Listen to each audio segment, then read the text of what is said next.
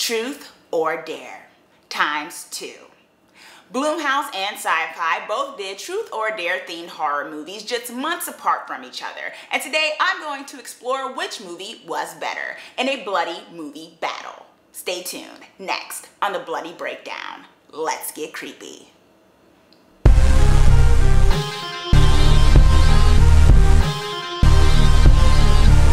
I dared myself to watch these movies. No, I'm kidding. So today what I would like to do is basically compare and contrast both movies that are super similar in plot to see which one did the theme better. And overall, if either one or both or none are even worth your time to watch. With SyFy's Truth or Dare, the plot line is, you guessed it, a group of friends playing Truth or Dare. They go to this house that is known or kind of haunted and known for having something happen with Truth or Dare about 20 or so years prior to the start of the present day in the movie. And so these friends come together, and one of them is like this video star person who basically films things and puts it on, YouTube or whatever like that. And he wants to film his friends basically playing the Truth or Dare game on the anniversary or whatever of the same time that the people 20 or so years ago played. And the mythos of it goes is that most of those people died except one woman. And we see that in like the beginning of the movie. And then fast forward to the present day of this movie, the friends decide they want to play the game, and things get weird when the clock strikes a certain time and the Truth or Dare game pretty much comes to life. And the tagline of this movie is, "Do the dare or the dare does you."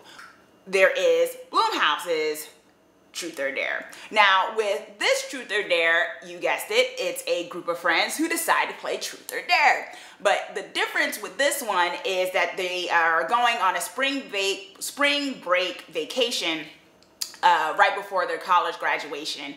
And they go down to, I think it's New Mexico, and they meet this guy there, or maybe they go to regular Mexico. I think they go to Mexico. Somewhere. They go somewhere. It doesn't matter where they go, actually. The main character is played by Hale, basically meets this guy at one of the bars they're at, and he convinces her to convince her friends to go with him to this old abandoned church to play a game of Truth or Dare. And the guy basically reveals that his dare in the previous game was to basically convince another group of friends to play the game of Truth or Dare. So then he disappears, and Hale's character and her friends are basically stuck playing Truth or Dare that comes to life. So it kind of follows them back home because they leave, spring break's over, and it follows them back home, and basically they realize that if they don't do the Truth or the Dare, they are killed. I want to kind of break down the SyFy one, the pros and the cons that I liked, and then we'll go to the Blumhouse one of the pros and cons that I liked. And those lists are vastly different, surprisingly enough. Okay, so with SyFy's Truth or Dare, some of the things I liked. The atmosphere was actually very well done. They did something that I think most horror movies should do, which is usually keep the locations very much to a minimum and focus on the horror and the scares.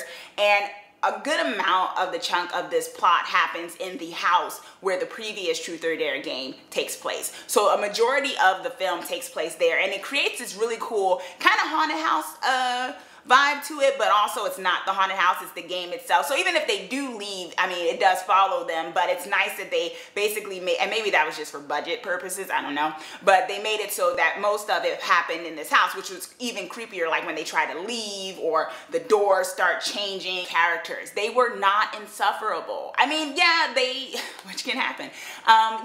They did kind of play, I mean, most movies kind of play into that trope of, you know, you got the jock, you got the final girl, you got these different kind of characters and whatnot. And but even within that, I believed that these characters were friends, which sometimes doesn't happen. Sometimes you get each trope of a character and they kind of just, you know, throw these actors together and somehow they are friends and they all hang out. But in reality, we all know these people would never hang out with each other. Worked really well and was believable.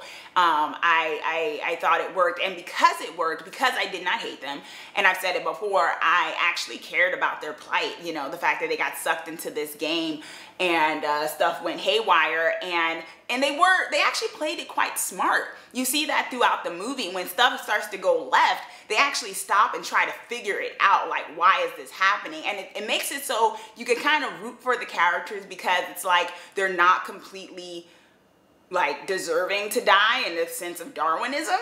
Most of them, they figure out that something's wrong here, and then they really do some practical things to try to beat the game and to also try to figure out how this all started in the first place. I actually like the scares, like do the dare or the dare does you, in the sense of no matter what, if you don't do this, it's going to happen. So you might well do it.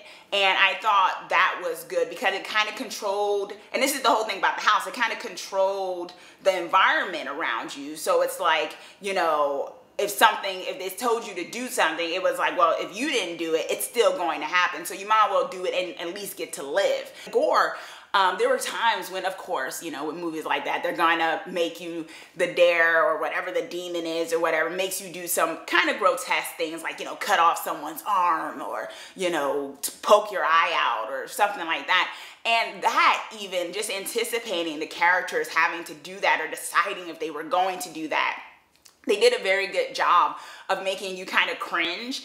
This is hard to watch, and not in like, oh, this is bad, but like this is hard to watch them really trying to figure out how do they do this. The other great thing about this movie was the plot was very succinct. This movie kept it simple. It definitely used the KISS method, the keep it simple stupid, where it was like, okay, this is the plot. We're not gonna make it really convoluted with the backstory of how this game came to life or anything like that, and we're going to make it so that a good amount of the action happens in one place and in a certain time frame so that the stakes are feel really intensely. Like this isn't happening over the course of 3 weeks. You know, you felt the adrenaline of the characters and trying to figure out, because, you know, they had these dares and these truths and they were timed too. It's like you only had a certain amount of time to do them. And that just, you know, created this really cool, I think, atmosphere. That's how horror should be. Very simple. Play on the fear, keep it simple. The other great thing about this movie, and it's probably just my personal bias, that Heather Langenkamp,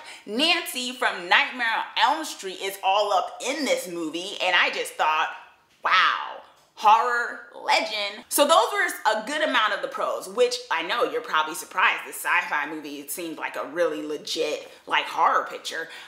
There were some cons to it. It really affected the plot and the way everything went, and it's not really spoilerish. It's just, I mean, the movie made it very hard for these characters to win.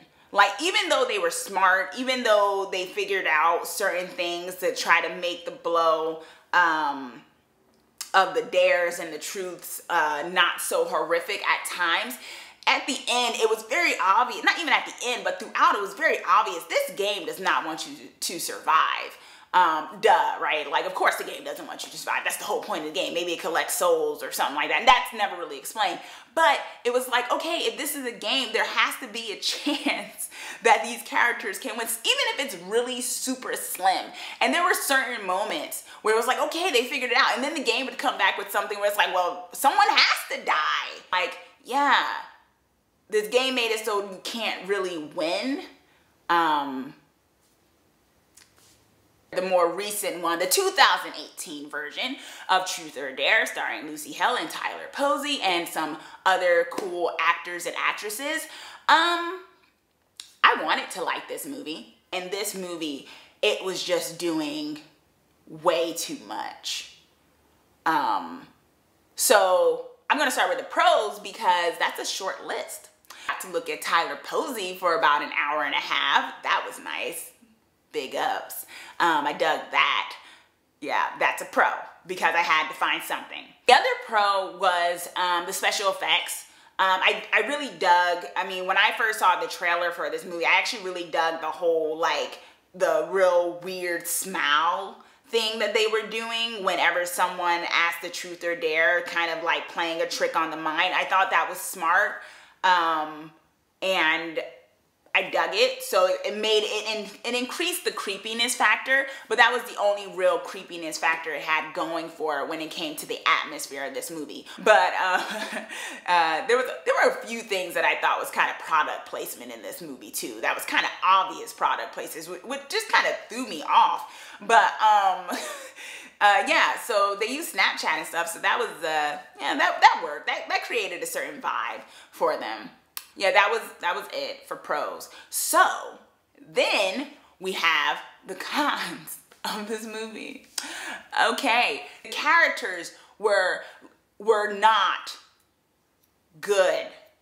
For one, it's okay to have a trope. I mean, maybe in certain friend groups, I know I said tropes can get cliche after a bit, but sometimes in certain friend groups, you do have the guy who's a little bit more of a jerk than the rest of them, and you do have the nice guy friend, you do have the more nice girl and the more, attitude girl and things like that. Sometimes that is in friend groups. This group was so extreme in that though, to the point where like the jerk guy was such a jerk and the girl who had her issues had so many issues, and it was just like, just things like that, and the good girl was like obnoxiously good, like on some moral high ground where it's like, this is supposed to be the main character. I don't even know if I like her.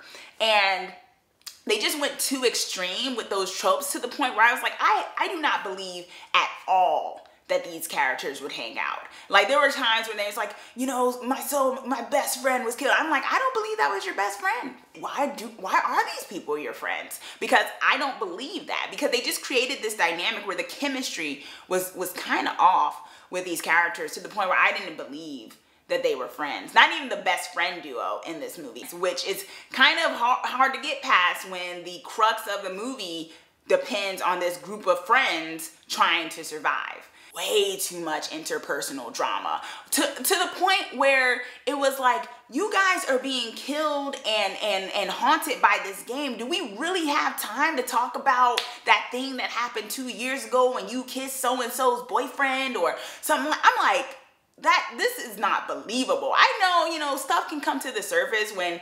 tensions are high and stuff like that. It was just kind of like, wow, this is a lot we're arguing about right now when we're trying to figure out how we're going to live the next day. Plot of this movie was all over the place. In this movie, the plot of the origin story of the Truth or Dare game, the characters involved, where they were at, it was just all over the place, to the point where, you know how you get to a point in the movie where you're like, okay, now they're going to explain the plot. They're going to explain the exposition so I get kind of the crux of this. And it shouldn't be long. It should be just enough to kind of explain why all of this is happening. That happened like 2 to 3 times in this movie, and none of those times was the explanation sufficient enough to the point where I was like, I was just like, oh. And with this movie, they went down to Mexico, they went over they just were everywhere, to the point where the stakes weren't high. I mean, maybe the movie's timeline happened within a couple of days, but it honestly felt like a couple of weeks. It felt like that movie happened over the course of a couple of weeks, which I don't think works for this kind of plot line. If a game is haunting you and it wants you to finish the round, like just if you had game night, no one's waiting, even if it's a demon, no one's waiting a week before they ask you truth or dare. Is this a horror movie or is this a drama with a horror element in the background?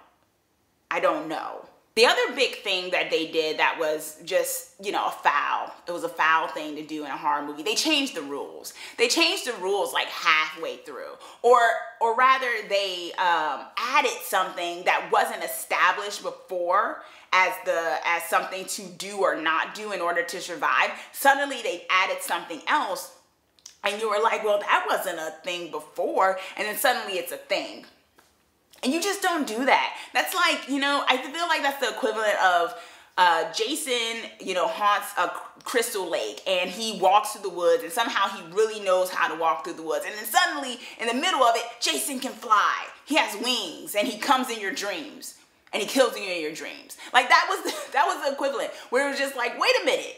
I thought he just was some undead creature that was in the woods. Well, you know, halfway through the movie, we also decided he could haunt your dreams and fly, which is a no-no. Like, you already have a mythos. There's already a baseline of the boundaries of this, and the characters are supposed to exist in this. You can't do halfway through changing up the boundaries, because then I'm watching and I'm just like, well, anything can happen. I don't know how to root for these characters. The deaths were either really obvious, like you knew that's how they were going to die because they basically showed their hand like 5 minutes before the death happened, and I was like, okay, that's how he's going to die, because they're emphasizing that a lot right now. Yeah, so there were a lot of cons with that movie. So can you guess which one actually won out of the two? I'm sure you can. Before I get to that though, let's decide if either of these movies are Stab approved. Truth or Dare SyFy is Stab approved. This movie was actually very quality. I was surprised, pleasantly surprised. Truth or Dare 2018 version, it is not Stab approved. I would argue maybe it's Stab approved only in the sense of watch both to compare if you got some time on your hands. But if you had to choose, yeah, this one is not. 2018 version is not Stab approved. I think it wasn't. And I would say out of the two, the SyFy one is the victorious movie for sure. What did you think? Did you watch either? Did you watch both? Do you agree or disagree with my assessment? Make sure to comment down below and let me know what you thought.